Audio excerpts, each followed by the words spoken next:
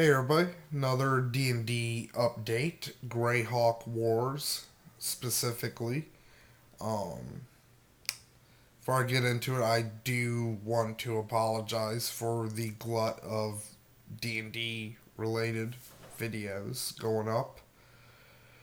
Because, you have the two that I've already uploaded, then this one, which will be going up in the morning, and then fucking Sunday's probably going to be another one going up, and then Monday's going to probably be another one going up. So that's five of these fucking things in a row. But, I got the fucking ones from Bloggerdome I need to update, and, with the Skull and Shackles one, I have like fucking nine more of those fucking things to go. And so, I want to try to get those ones up as quickly as fucking possible, but at the same time, I don't want to just fucking flood everybody with them. So, I'll probably upload like two a week, not counting the newer ones.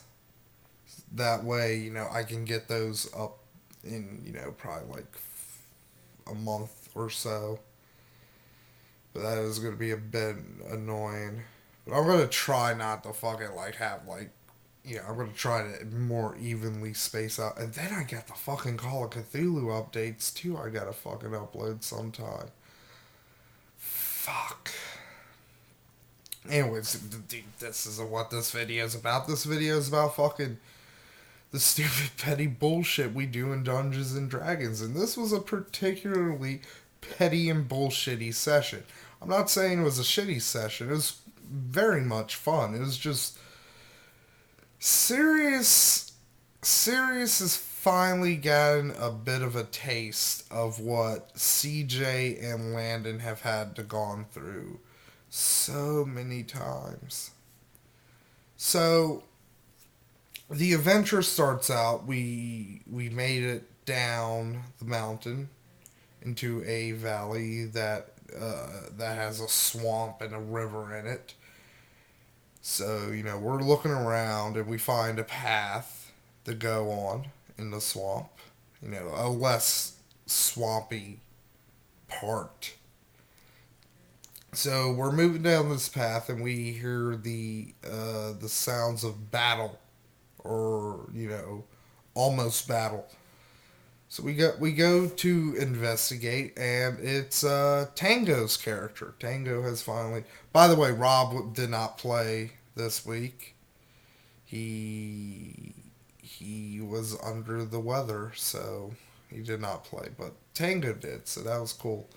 I haven't played with him in forever, and he had ran afoul of some Bogarts, which are um, frog people.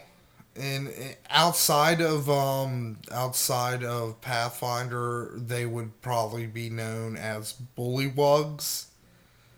But since they can't use the name bullywugs, they're bogarts.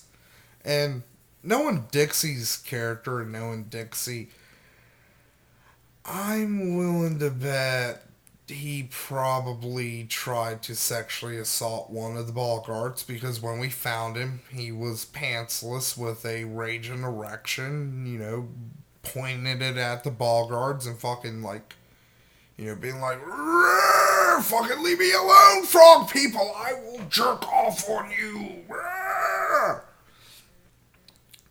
So, we see this situation and we're like, I guess we help. So, we start making our way towards them. One of them croaks at us. Not like, not die. Like, it's like, oh, adventurers, I'll prove a point. Stab myself in the heart. No, that's not what they do. They're not, they're dumb, but they're not that fucking dumb. So, after he croaks at us, I'm like, you know what? I can make noise too. And I shoot my pistol at him right in his stupid fucking throat sack. And with that, the ranged people in the party, Abby, Abby, Daemon, and Puka let loose with a volley of crossbow bolts, and we managed to take one of them down, and one of them is, wounded, and the battle commences. It's pretty intense battle actually. Uh, Dixie died almost. He was at -8 hit points, and in basically another round or two, he would have been dead. Or if the bullywugs would have been like fucking, you know what? I don't like this guy laying on the ground. He tried to fucking, he tried to fuck my sister. As a frogman, I don't appreciate that. We don't even have the right sets of genitals for somebody to be doing penetrative sex with. So, this is fucked up on all kinds of accounts. I'm gonna fucking bash his head in. Fuck him. Because, he's a frog person. So, after he says all that, he ribbits. So, luckily they don't. They try to fucking. They fuck up Daemon quite a bit. Abby went fucking postal on one of them and just like beat him with her fucking, she color sprayed him first and knocked him out, and he's on the ground, he's knocked out, he's no longer a threat, but Abby's just like, nah, I ain't playing this fucking game. Abby don't play this shit, yo. And she just walks over and fucking bashes its head in with a fucking, with the quarterstaff. Like, to be fair though, Daemon, he got the kill shot in because that was the one that hit him. He was like, I'm taking this one. And, he shot it point blank in the head. After that, the last one, because, we pretty much went through them. The last one tried to run away, but thankfully, I had a gun and I just shot him in the fucking back, and he was just like, brr. So we searched the bodies, and all they really have on them, other than the weapons, and to be honest, we weren't going to take all the weapons because they're not really. I mean, if we were closer to my house, I would have probably taken the weapons, depending on if they were made out of metal, because I could, melt that shit down for guns, or at the very least ammunition. That's the main thing. I need to get back to my house, as I am running dangerously low on ammunition. Like, in theory, I guess I could maybe use like very smooth pebbles, but that would probably very dangerously increase the misfire rate on my gun. And since I only have one gun right now, I don't really want to break it. So, I gotta get someplace I can make fucking bullets.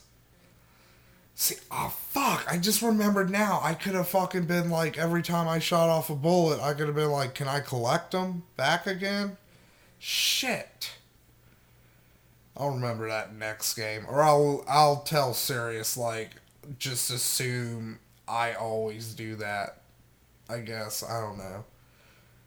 So, we start searching the frogs. All they got is a statue, and for some fucking reason, everybody decides to have, like, a fucking really in-depth conversation and argument right there in the middle of the swamp with a pile of dead frog people next to us.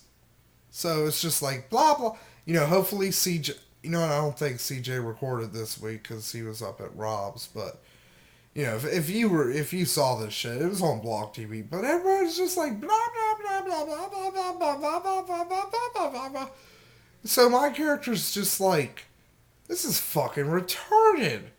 We're in the middle of a fucking swamp. You don't have arguments in swamps. That's dumb. So...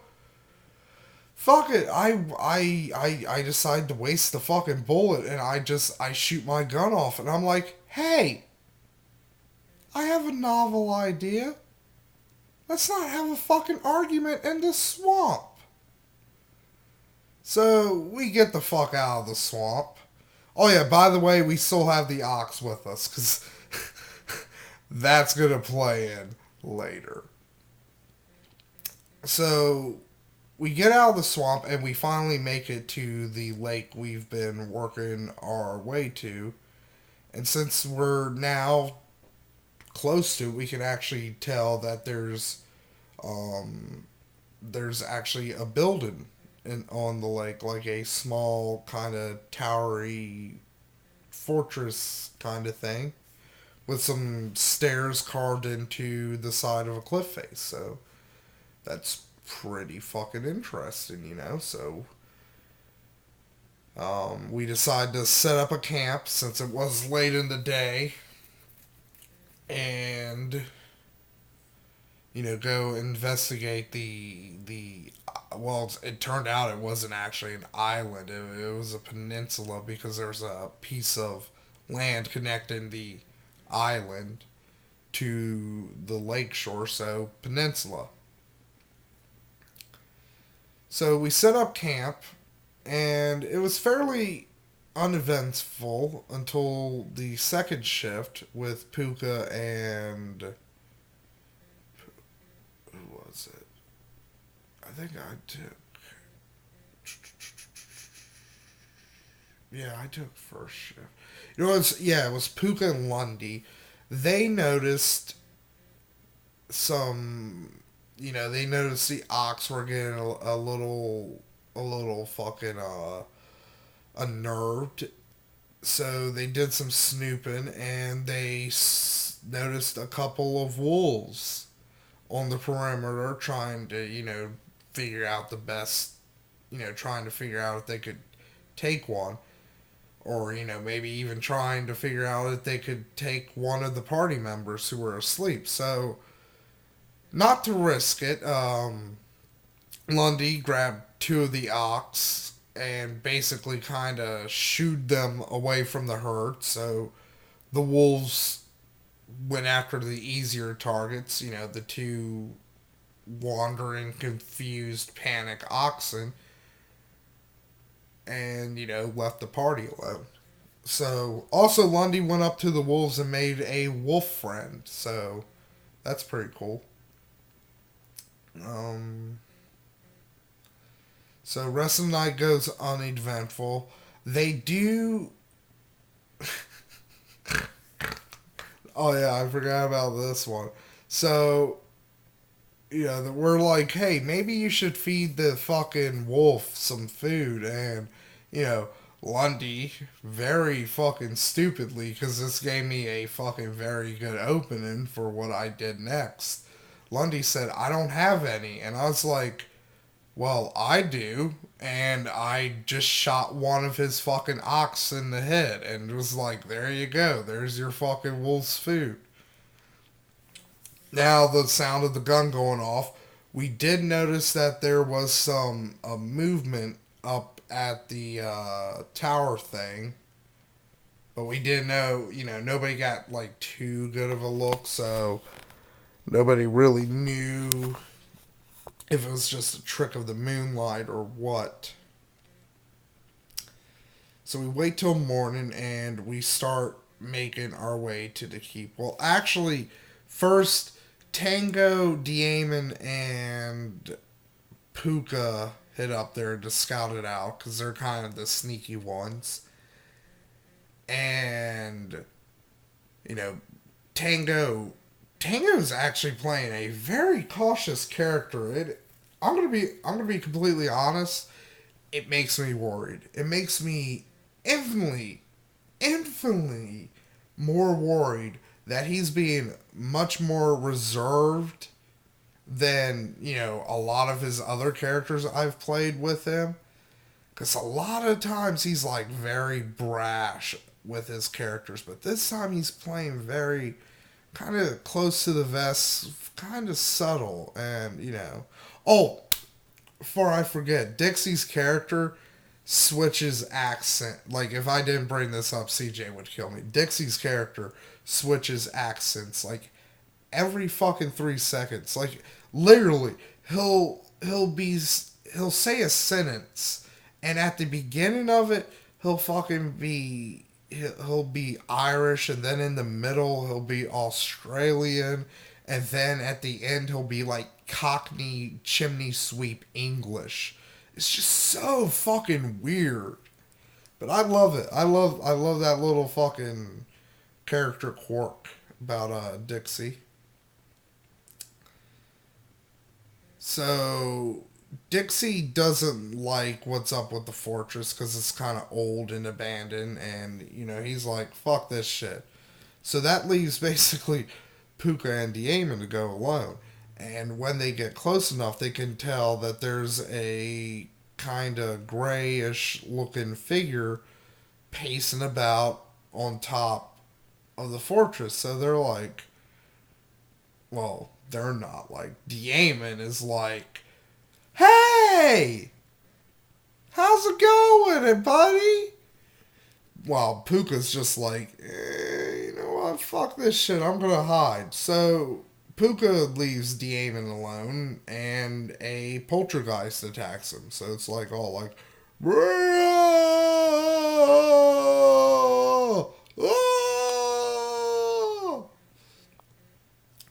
so it's not doing any damage to Diamond. He's just like throwing little pebbles and fucking like sticks and shit at him.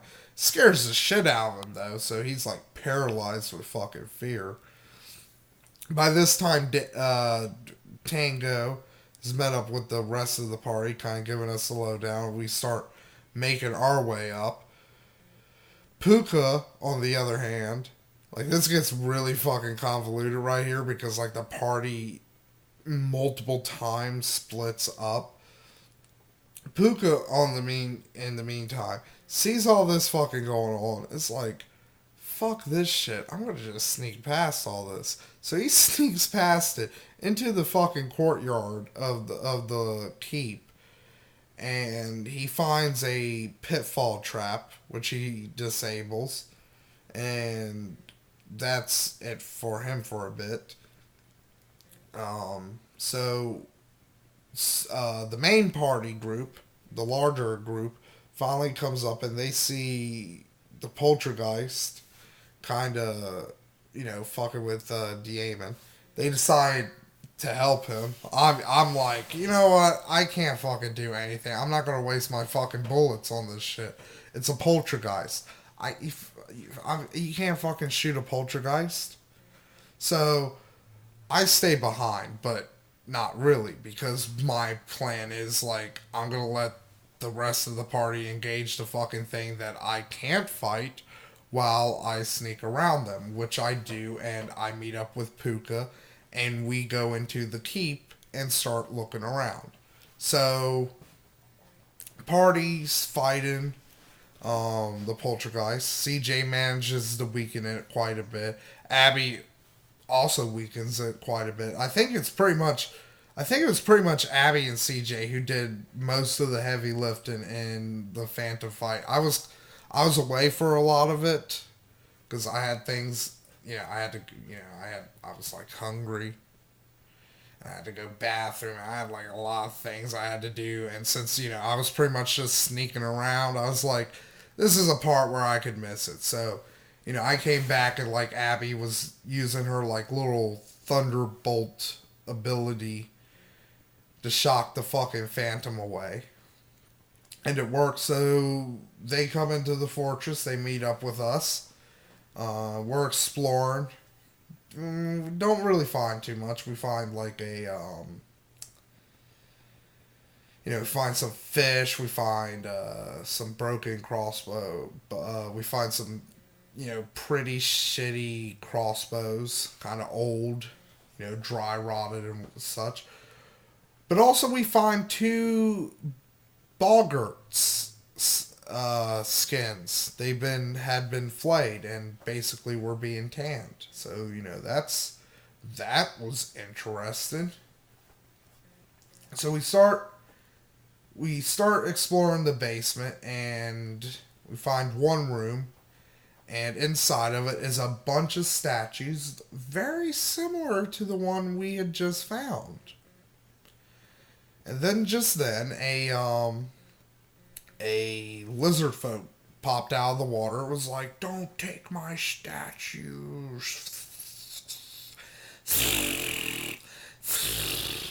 you know, all kind of hissy and shit. So, you know, I decided, I was like, oh, wait, so, you know, I was like, oh, this guy must have made the statue. Should give it back to him. So I take the statue out and I'm like, I think we found something of yours. And, you know, that got us off on a good foot. And so, you know, he allowed us to stay there for the night. Which, Lundy almost fucked that up because when everybody went to sleep, he kind of woke up and went down and basically told the lizard man the deal.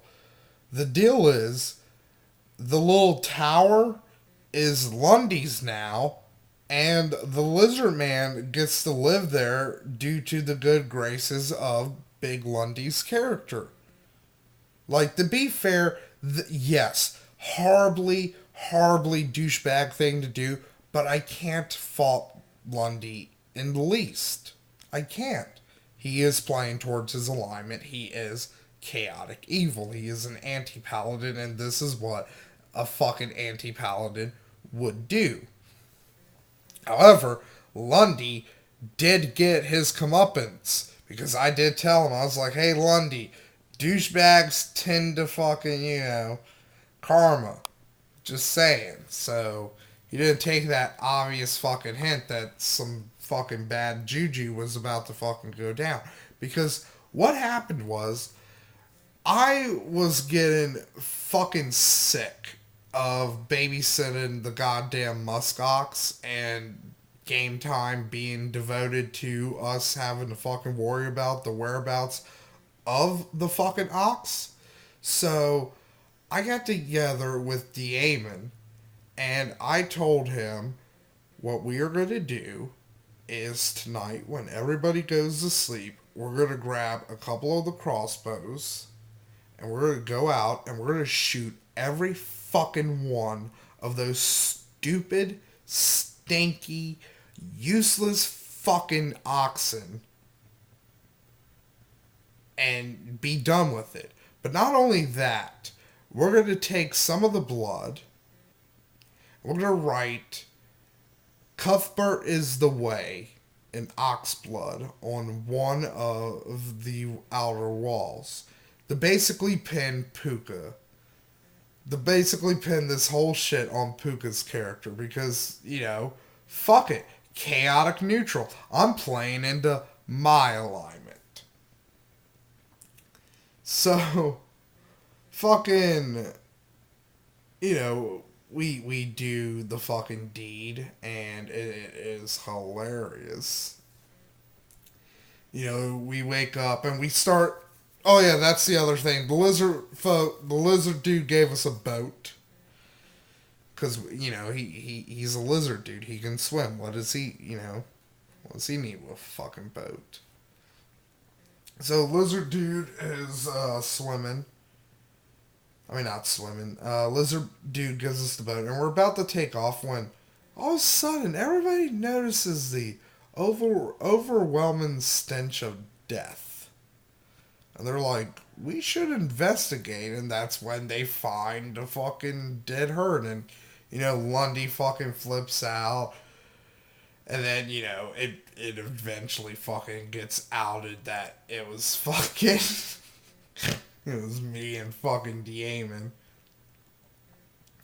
Like, to be fair, if Lundy...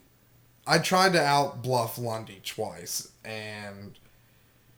if he had pushed it after the second time my bluff failed, no joke, I would have shot him point blank in the stomach and just been like, if you're so fucking goddamn worried about your ox, you can fucking join him in hell.